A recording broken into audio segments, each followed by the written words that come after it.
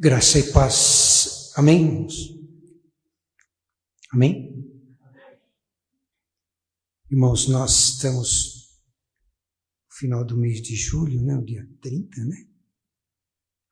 Amanhã é o aniversário da nossa Igreja Nacional, né?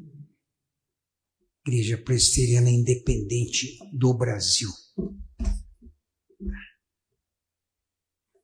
Nossa igreja, irmãos, foi organizada no dia 31 de julho de 1903, com uma data também considerada 1º de agosto, né, o dia seguinte, quando no presbiteriano houve a cisão, né, do grupo, quando o grupo resolveu se tornar independente. Alguns pastores, alguns presbíteros se retiraram porque queriam uma igreja brasileira, autossustentável, o que era um grande desafio, irmãos, porque a maioria das igrejas brasileiras eram mantidas por ofertas americanas. E o grande desafio surgiu, né, da organização desta igreja. Uma época difícil, uma época de crises, uma época em que o protestantismo no Brasil era muito rejeitado. A igreja nasceu lá no Rio de Janeiro. Depois abriu o primeiro ponto de pregação em São Paulo, que se tornou, irmãos, a catedral evangélica, hoje que é a nossa igreja, né? Nossa igreja. Aliás, a catedral já era dos presbiterianos. Quem fundou a primeira igreja, essa igreja presbiteriana de São Paulo, foi o reverendo Chamberlain, que era cunhado do reverendo Ashbel Green Simonton, que foi o primeiro missionário presbiteriano no Brasil. E a nossa igreja foi fundada por um brasileiro, reverendo Eduardo Carlos Pereira, pastor com visão missionária, um pastor com uma visão culturalmente brasileira, um pastor que acreditava no ministério brasileiro, de brasileiros, para brasileiros.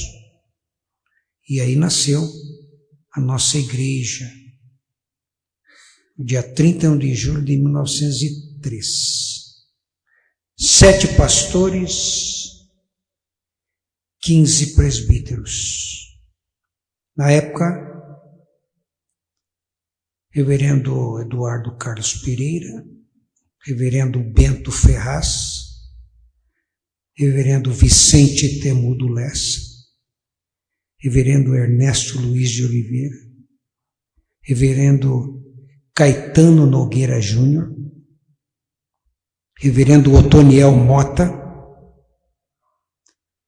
reverendo Ernesto Luiz de Oliveira, e mais adiante o reverendo Lotufo, que assumiu também a igreja um tempo depois. A nossa igreja tornou-se, irmãos, a 3ª denominação presbiteriana no Brasil, um crescimento. Temos uma história, né? Fazemos parte da AMIR, Aliança Mundial das Igrejas Presbiterianas e Reformadas. Fazemos parte dos mais de 100 milhões de presbiterianos espalhados pelo planeta. E devemos orar pela nossa igreja, pela Assembleia Geral da IPI Brasil, pelos ministérios da igreja, pelas missões, pelos pastores, presbíteros, presbíteras, pastoras, diáconos, diaconisas, devemos orar. Pelas igrejas locais, pelos presbitérios, pelos sínodos, pelos departamentos da igreja, pela nossa faculdade de teologia, na qual eu tive a oportunidade de estudar, me formar. Tive grandes professores na minha época, onde eu pude aprender, construir a minha biblioteca. E eu louvo ao Senhor por essa igreja que me acolheu quando eu tinha 3 anos de idade. E quando a IPI de Vila Yara foi organizada, eu já estava lá. Em 1957.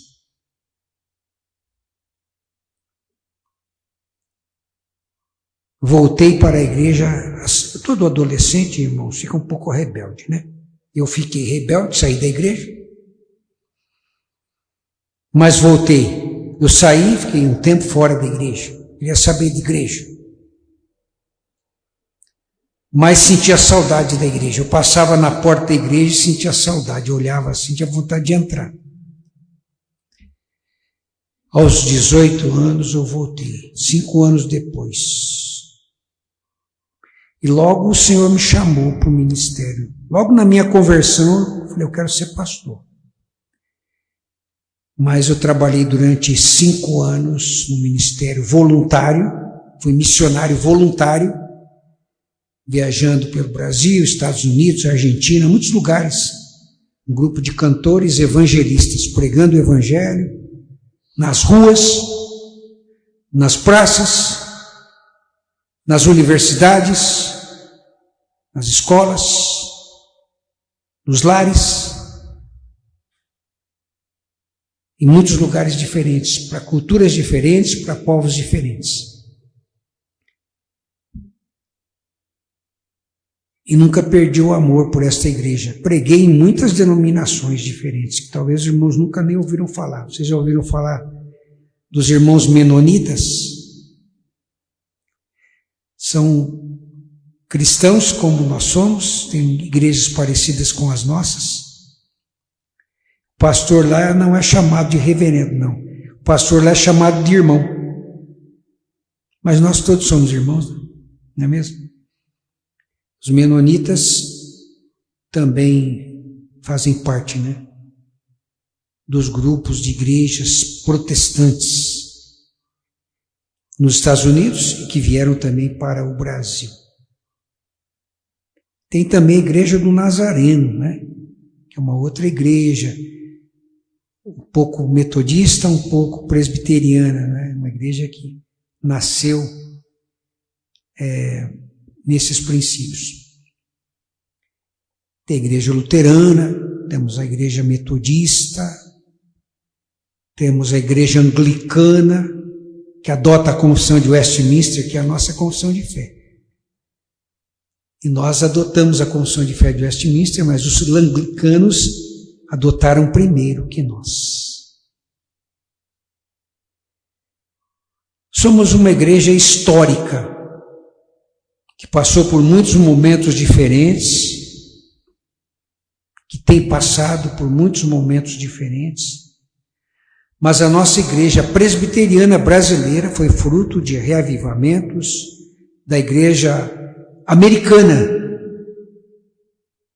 que trouxeram o missionário Simonton para o Brasil.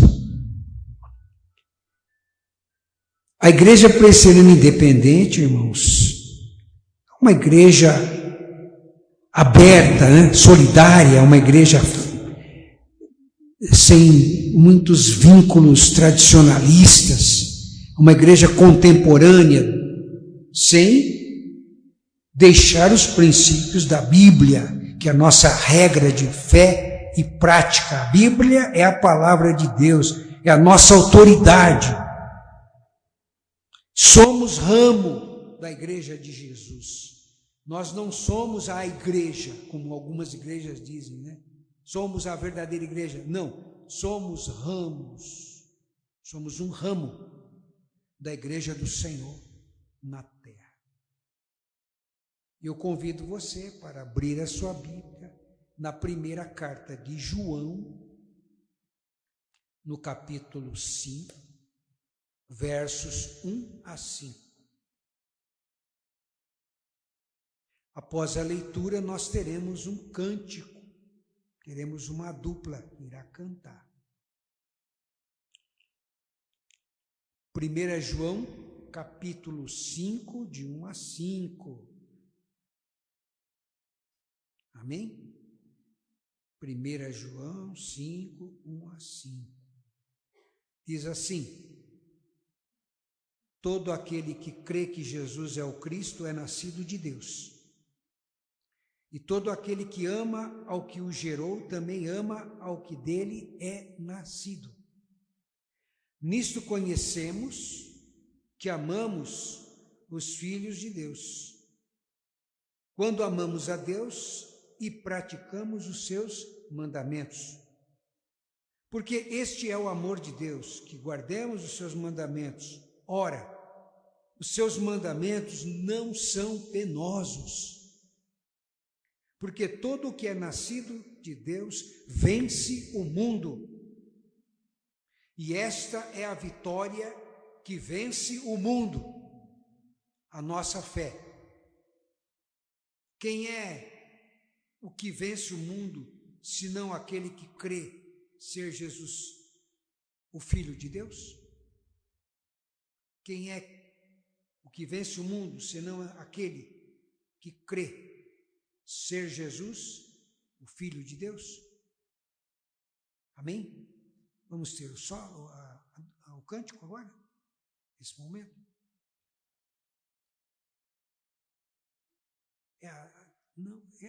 João, quem que era mesmo? Juscelene?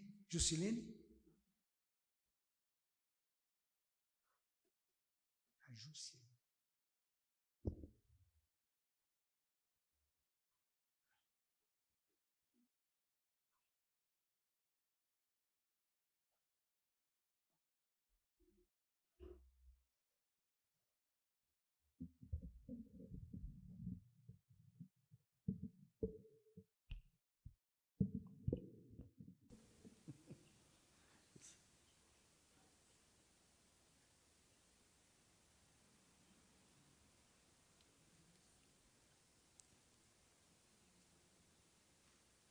Nós vamos entoar esse cântico.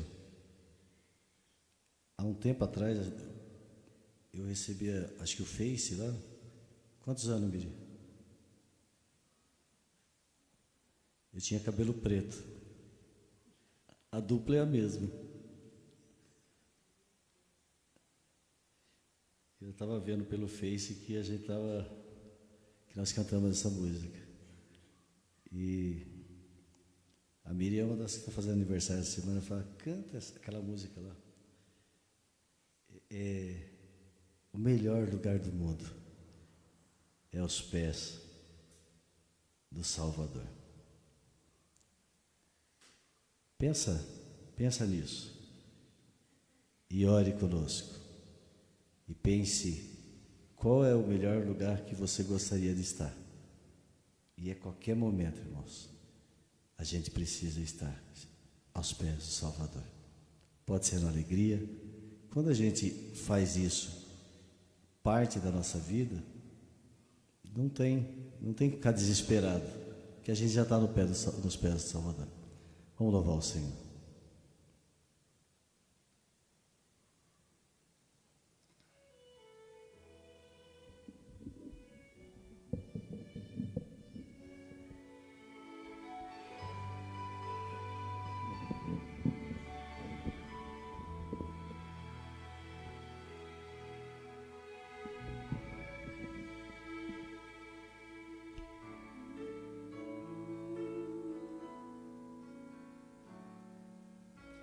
No mundo ainda existem belezas que alegram a vida e nos fazem sonhar.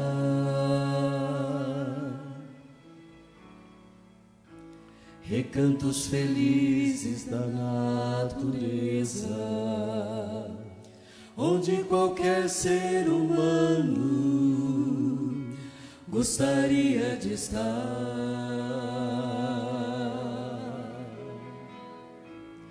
Mas de todos os lugares, o mais bonito, inspirador,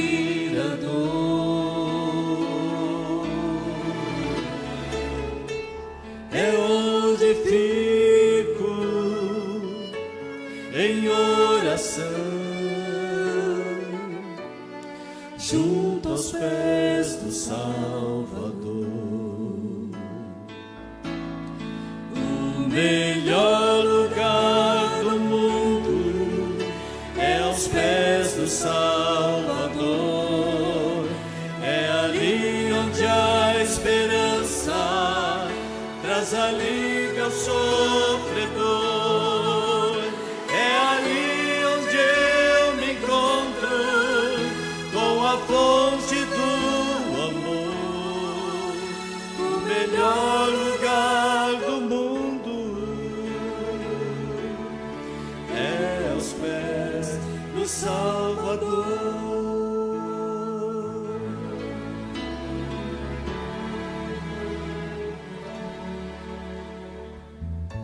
Sonhamos com casas que tenham conforto,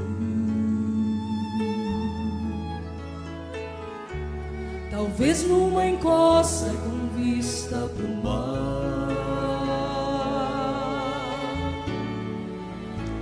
Mas as maravilhas não fazem sentido se Cristo não está em primeiro lugar.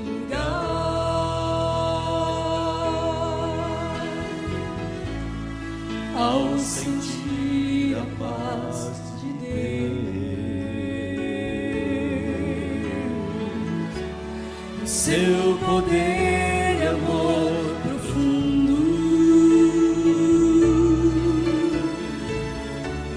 eu posso estar onde for. Estou feliz por me encontrar no melhor lugar do mundo. O melhor lugar do mundo é aos pés do Salvador. É ali onde a esperança traz alívio ao sofredor.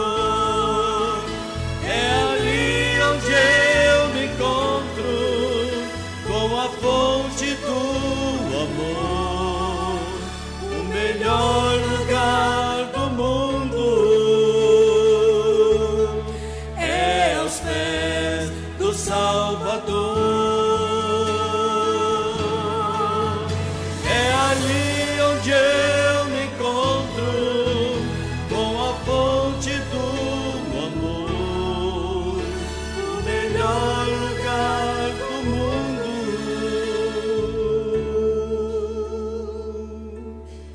é aos pés do Salvador.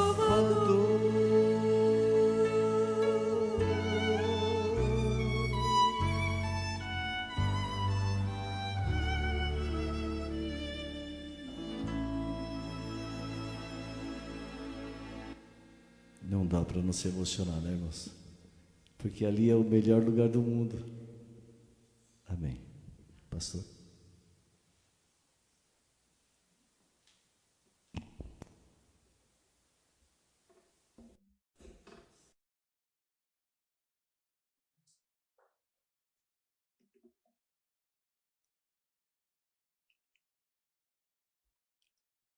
Todo aquele que crê que Jesus é o Cristo é nascido de Deus, e todo aquele que ama ao que o gerou, também ao que dele é nascido.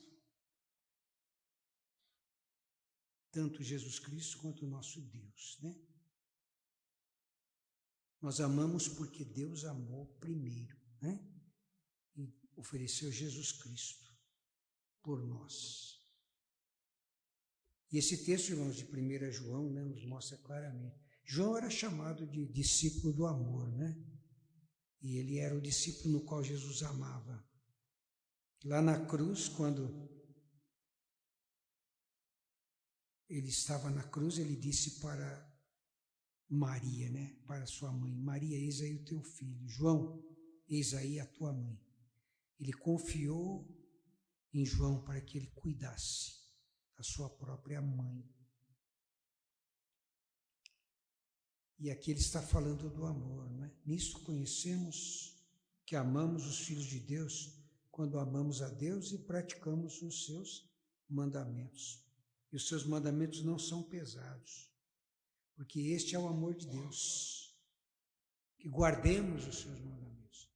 Temos que ter a palavra, né? Escondi a tua palavra no meu coração para não pecar contra ti. Fiel é a palavra e digna de toda aceitação. E as Escrituras, nelas nós temos a vida eterna desse Jesus. Elas testificam de Jesus. Porque todo que é nascido de Deus vence o mundo. E essa é a vitória que vence o mundo, a nossa fé.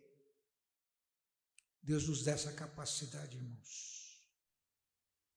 A Bíblia diz assim: pede-me e te darei as nações por herança. Você é um vitorioso. Você pede e o Senhor te dá as nações por herança. O que você quer para a sua vida hoje? Quais têm sido as suas prioridades? Nesse mundo, irmãos, tão movimentado, né? Vemos um mundo de tanta agitação, né? De tantas situações assim, adversas. O que significa ser cristão para você? O que significa, irmãos, ser um cristão nos dias que estamos vivendo? De tantas fake news, de tantas agressividades, de tantos momentos difíceis, onde o inimigo tem soprado nos seus ouvidos coisas que levam você ao desânimo.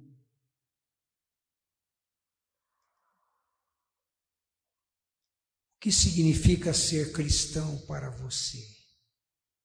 Cristão religioso ou um cristão transformado? Nós somos chamados para pedir as nações por herança. Nós somos chamados, irmãos, para fazer a diferença em um mundo de contrariedades.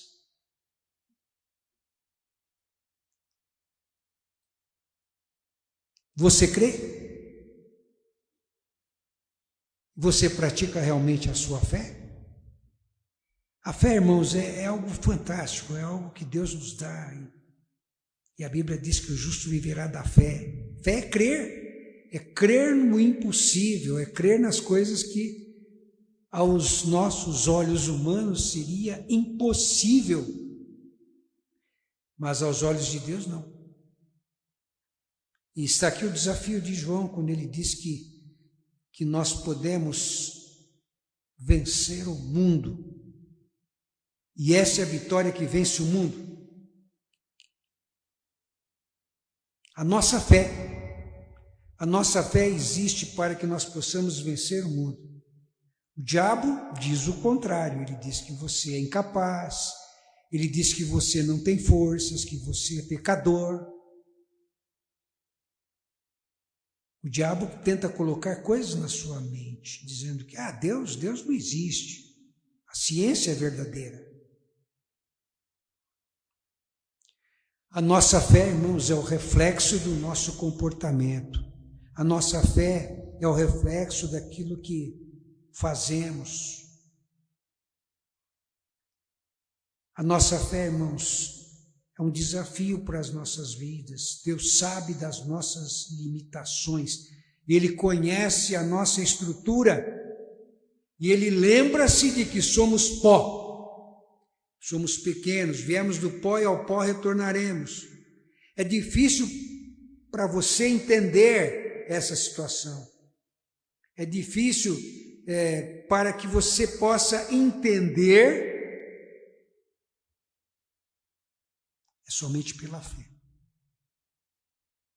Somos pecadores, irmãos, somos pecadores. Somos dependentes de Deus. Buscar-me-eis e me achareis, se buscardes de todo o vosso coração. O texto de João, irmãos, é uma realidade, é uma revolução.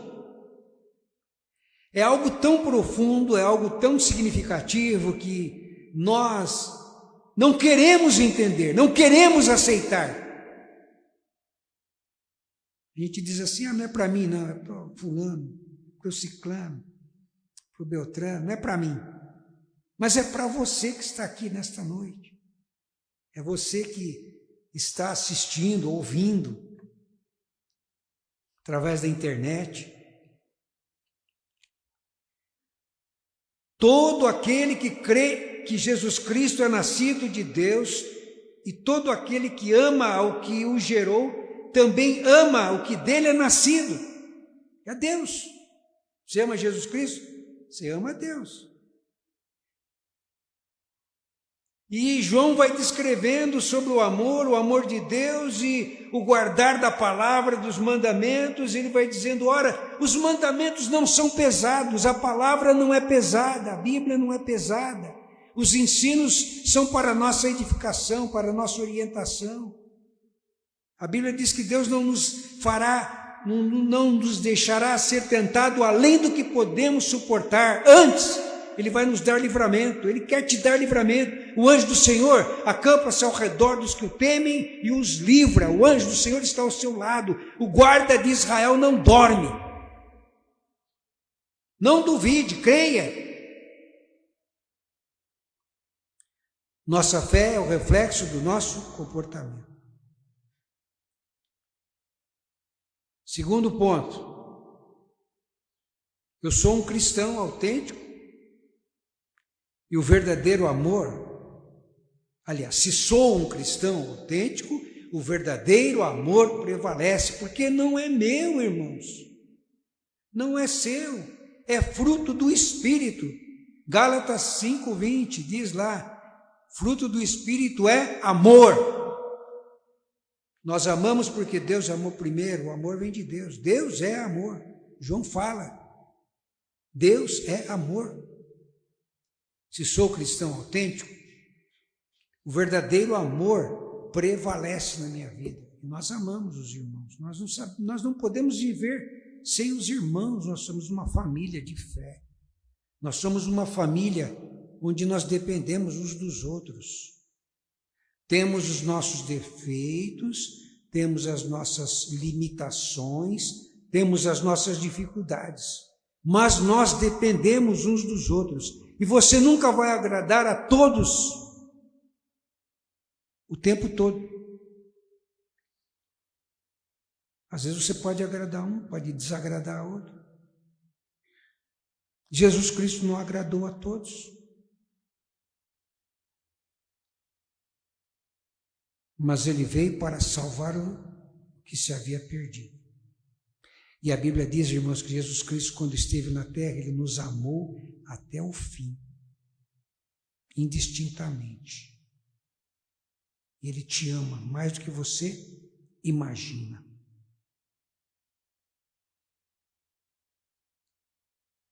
Então, irmãos, esse amor não é seu, é de Deus. É Deus que manifesta o amor em você. Amor pelo seu vizinho, pelo seu amigo, pelo seu pai, pela sua mãe, pelos seus irmãos, pelas pessoas que te acompanham, pelos seus colegas de trabalho, pelos seus colegas de escola. Porque nós achamos que temos que amar somente os nossos irmãos. E a Bíblia diz, se amardes somente os que vos amam, que recompensa tendes? Mas a Bíblia vai muito além.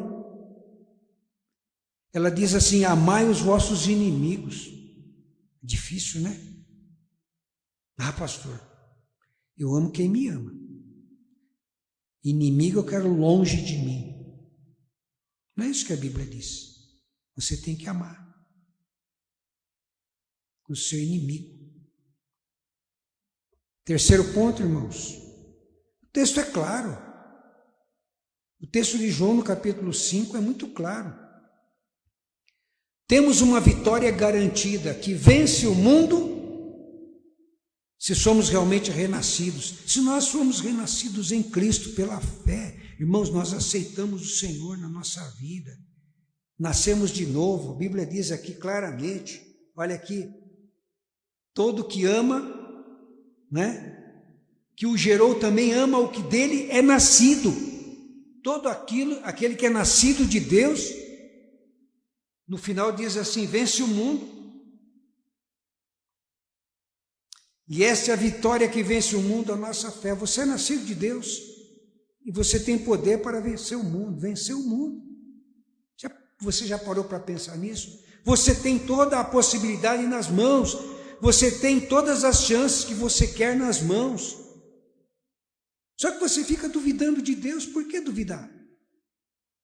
Você fica criando limites para Deus. Deus não tem limites. Temos uma vitória garantida que vence o mundo. O Senhor quer que você vença. Ele quer que você seja um vencedor. Assim como Davi, que venceu o gigante Golias. Ele não tinha uma armadura, ele tirou todas as suas armaduras, ele deixou tudo de lado, ele foi pela fé, irmãos. Ele foi somente com a sua inteligência, com a sua capacidade de depender de Deus.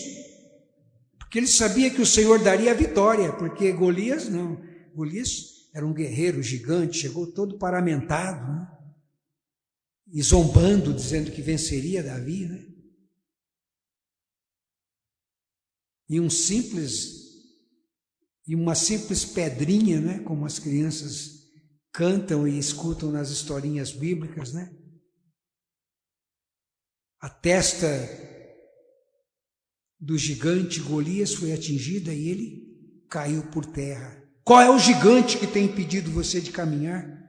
Quais são os gigantes que você criou na sua mente? Quais são as barreiras que te impedem de caminhar? Por que você não quer caminhar? Por que você não acredita que o Senhor quer te dar a vitória? Temos uma vitória garantida que vence o mundo, se somos realmente renascidos. Se você é um renascido, meu irmão, se você crê nesse novo nascimento, se você crê que o Espírito Santo está no seu coração, na sua vida, você vence o mundo, você é um vencedor. Creia. Até o microfone assusta quando a gente fala, né? Creia.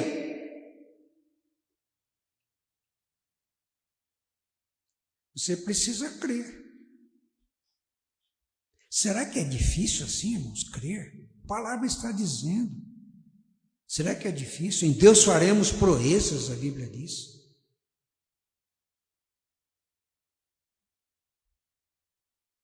Creia.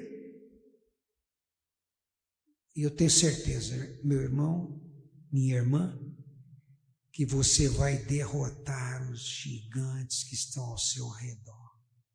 Você vai vencer todos eles. Faz a lista aí dos seus gigantes, dos seus medos, das barreiras que têm impedido você de caminhar. Faz a lista. Vai diante do Senhor, fala: Senhor, derruba esse gigante. O Senhor derrubou o gigante Golias. Conclusão. Todo sermão tem uma conclusão, né, irmãos?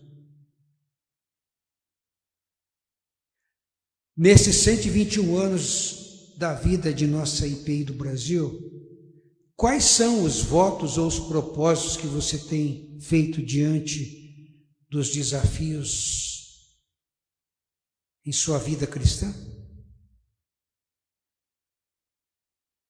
Irmãos, datas são datas, né? Hoje é uma data.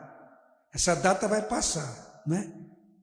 Daqui a pouquinho já começa os 122 anos, né? As datas passam, todo mundo faz aniversário, né? Eu fiz aniversário em abril, passou, né? Alguns irmãos fizeram aniversário essa semana, parabéns aí, né? E lá no grupo tá todo mundo dando os parabéns lá, né? Todo mundo. Às vezes eu estou só de olho, né? Às vezes eu vou lá e falo, às vezes eu não lembro direito quem é a pessoa.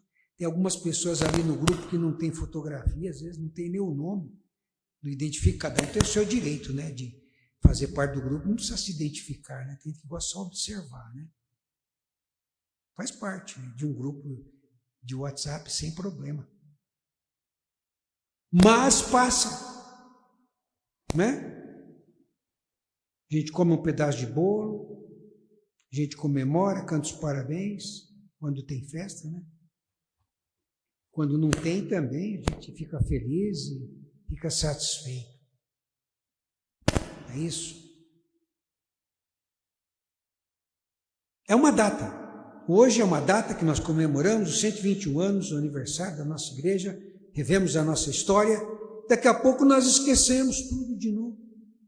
Aí vamos lembrar só no ano que vem. Mas a igreja existe, irmãos, todos os dias. Ela é fruto de uma história. Ela está aí.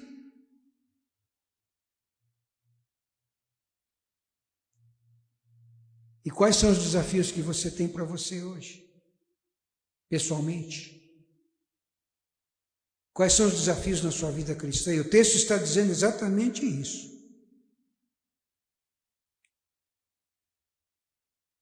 Porque todo que é nascido de Deus vence o mundo.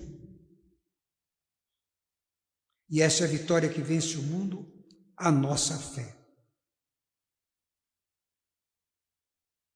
Em Marcos capítulo 5, versículo 36, no final do texto do versículo, Jesus Cristo diz assim: não temas, mas crê somente.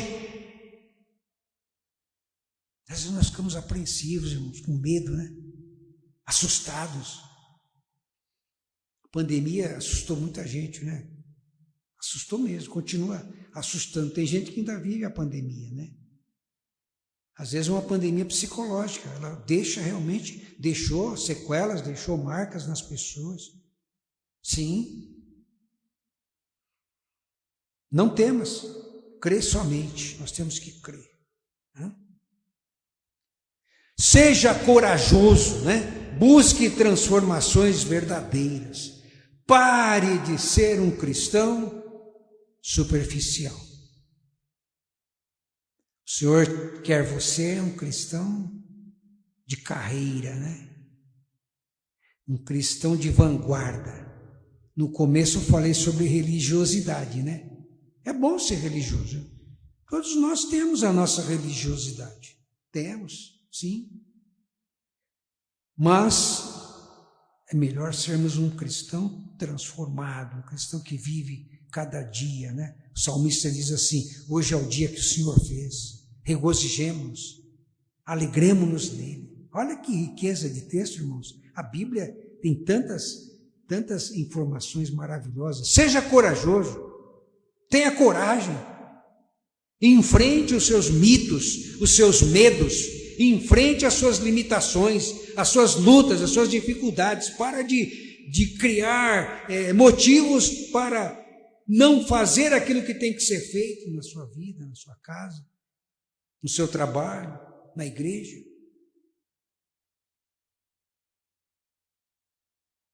Busque transformações verdadeiras.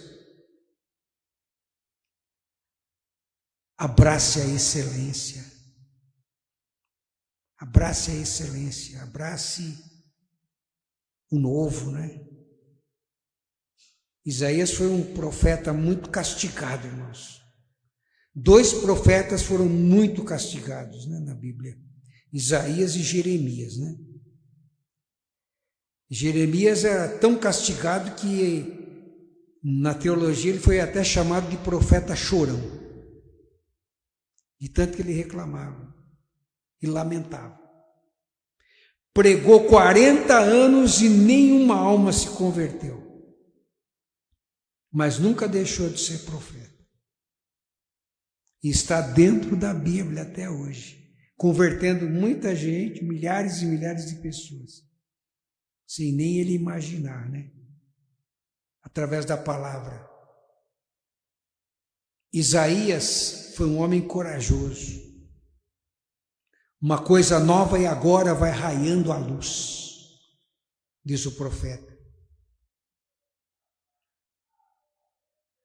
Pare de ser um cristão que duvida, né? Jesus Cristo falou, não seja duvidoso, mas crente. Falou para Pedro, né? Seja crente. Ah, eu sou crente. Tem gente que fala assim, eu não quero ser crente, não, eu sou evangélico, né? Não importa, você pode ser evangélico, mas se você for evangélico, creia no evangelho que você professa, sendo evangélico. Abrace a excelência, Deus quer que você abrace a excelência, uma vida revestida do poder de Deus através do Espírito Santo, uma vida transformada, uma vida com desafios, uma vida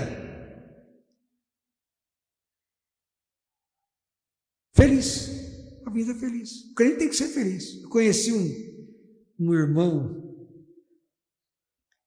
ex-padre Gilberto Soares, um homem crente, irmãos.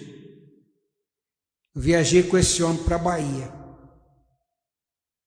Ele evangelizou meu tio Maurício. Um homem feliz. Ele tinha um sorriso, ele tinha uma alegria, ele tinha um otimismo. Gilberto Soares. Tem um Gilberto aqui, né, irmão? Gilberto Soares, ex-padre. Ele evangelizou a família inteira. A família dele era carola, irmãos, no catolicismo, né? Todos se converteram. Primeiro ele foi expulso de casa porque ele deixou de ser padre. Depois ele levou a família inteira. Depois, mesmo expulso, aí ele falava assim, às vezes a gente dirigindo, né? Ele ficava preocupado, né? Para a gente chegar logo em uma determinada cidade para pregar o evangelho. Ele falava para o motorista, vai, irmão, vai mais rápido em nome de Jesus. Ele falava assim, tudo para ele era assim, em nome de Jesus. Ele tinha uma alegria. E o Espírito Santo nos dá alegria, né? Fruto do Espírito, está lá, irmãos. Paz, alegria, não tem? Bondade, alegria, é fruto do Espírito.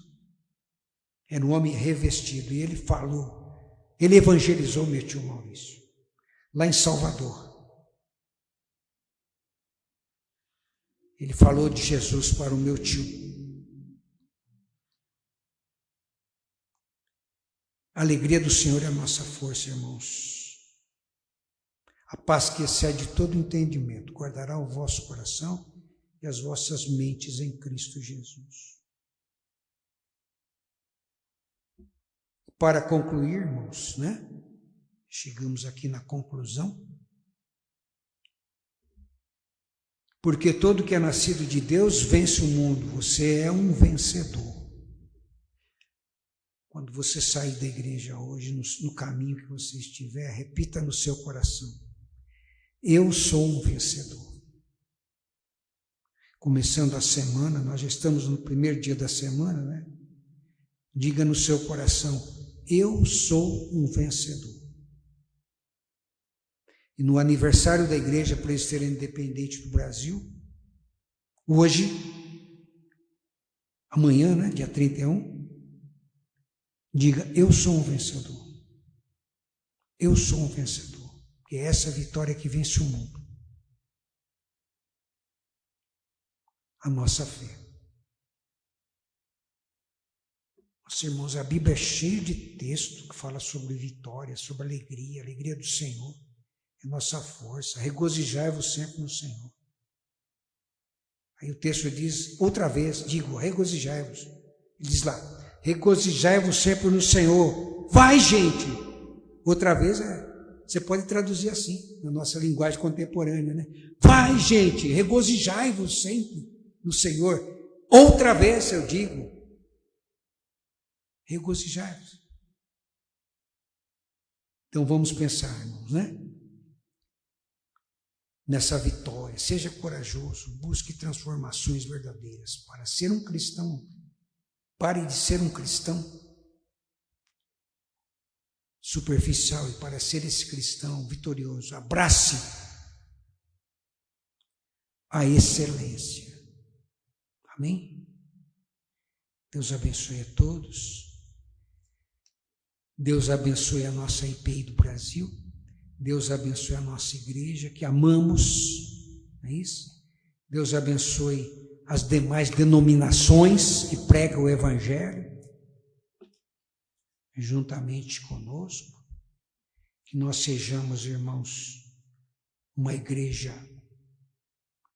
corajosa. Amém?